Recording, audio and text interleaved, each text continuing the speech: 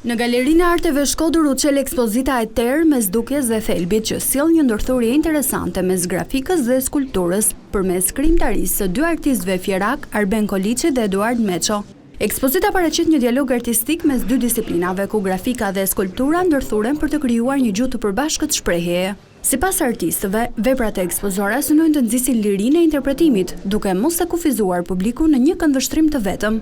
Është një cikël që unë kam sjell në qytetin e Shkodrës duke shpresuar se do kem një përballje të mirë me një publik që është i spikatur nga pikpamja e kulturës dhe artit pa marrë në veçanti.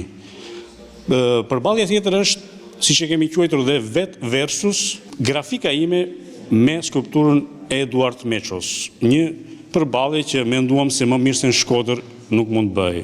Janë vëllime skulpturale të cilat e marrin inspirimin nga veglat muzikore edhe nga folku kryesisht, të cilat mundohen të kthehen pastaj në vëllime si thash skulpturale, kryesisht për të dimensionuar si skulptura parku.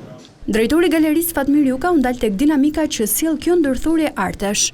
Ajo që këto tentojnë ose na përkufizojnë me një lloj obligacioni artistik ose estetik, na kërkojnë të na lënë shijen ose ndjesinë e pasme pas kësaj ekspozite, por të dy flasin me nota shumë të forta dhe nota shumë konkrete. Ekspozita krijoi interes për vizitorët, të cilët vlerësuan qasjen bashkëkohore dhe komunikimin e drejtpërdrejtë që veprat krijojnë me publikun.